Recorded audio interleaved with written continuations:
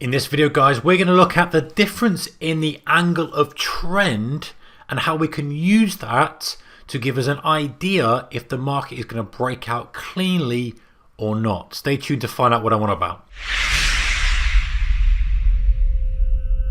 I've got a daily chart here of the DAX, got a daily chart here of USD JPY, and I'm going to use a daily chart here of US 30, which is the Dow, and actually German 30. Okay, so what I want to point out is kind of the angle of the trend and how that relates to trading breakouts.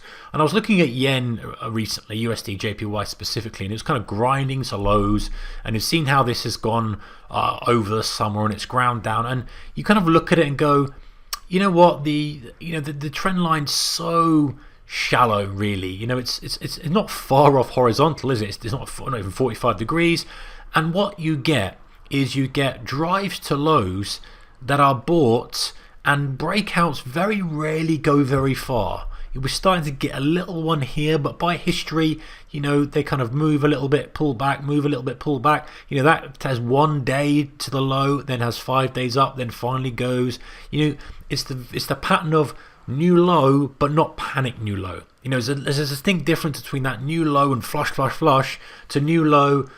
Oh, run out of puff a little bit, let's rotate back. So it's still very, very rotational, but you can kind of think of it as a range-bound environment, but to the downside. So you're better off positioning on the upper end of the range and preempting the break. And I've done a video where I talked about preempting the break before. This is slightly different. You know, rather than kind of pushing for the break, and yeah, you're right, and if you've got a wide enough stop, fine. You know, if you start pushing this break here, you're okay, but you've had to take a lot of heat, and it's not a very comfortable trade. Risk-reward ratio is not that great either. You're better off positioning and saying, okay, well, I think yen is going lower. If that's your hypothesis, I think we might tag back to 100.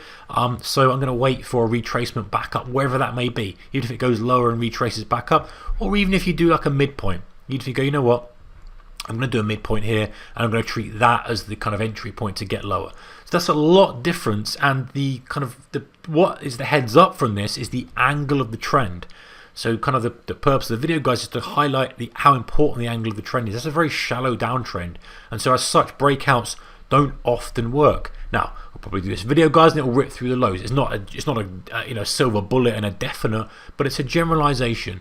And then when you look at kind of the strength of, say, something like the US 30, which is the Dow equivalent, you know, when that rips up to highs, that's fine, and that's going and gets quite a good breakout, but look how the trend changes, how shallow it is. And yes, we start to go to new highs, but every time you buy that, it rotates back. It's almost the same as the yen, but in reverse, because the trend line is so shallow.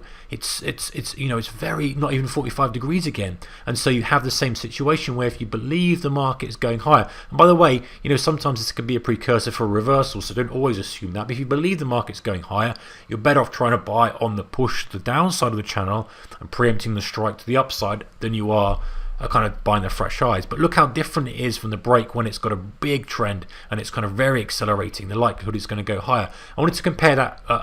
Compare that really to something like the DAX. And admittedly, this was a different environment, but that's what makes sense. That's the whole point. Different environment is the push off the lows. The trend was strong. You know, look at this is really a steep trend now. And so as such, when we broke the high here, we absolutely ripped because the trend was steep. There was urgency to it. Compare that to the trend on this, the shallow trend here, the shallow trend here. This has got much more acute angle to it. And so if you're trading a breakout, you know, as much as I'm not a fan of them as much, I think when you've got a stronger angle, a more aggressive trend, the likelihood of the breakout working is far higher than when you've got a shallow trend. So something to be aware of, guys. If you're trading a breakout, just look at how the market's approaching the level. If it's running up to it aggressively, then you might get the momentum through and it pushes through. If it's slowly chugging, and even technically, you know, all the technical analysis will say, yeah, it's breaking through the low, it's a technical breakout. And yes, a breakout is just defined as a level breaking.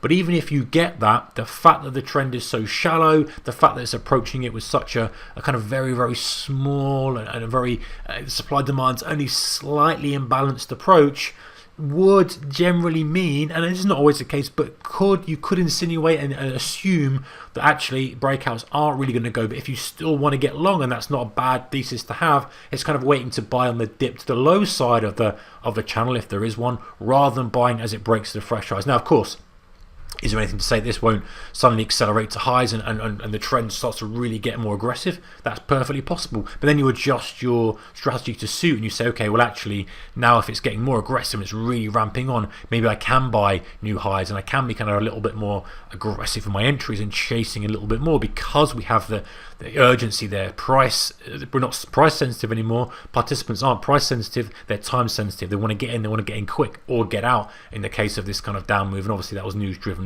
by COVID, but you can see the difference in how price is responding to the new highs. It's holding at new highs, it's closing above new highs, it's not doing it and then pulling back and taking 5 days to unwind. It's pushing. So it's something to think about, guys. If you're trading breakouts, have a look at the angle of the trend, how it approaches that low or how it approaches the high, and that might give you a little bit of a heads up as to whether you want to kind of trade the break or at least wait for a bit of a retracement before you get on for a further move and then a further break. Nothing wrong with being aligned with the direction, but just bearing in mind with the rhythm of the market, the ebbs and flows, the rotation sizes, and how it's behaving. Take care, guys. See you next one. Bye bye.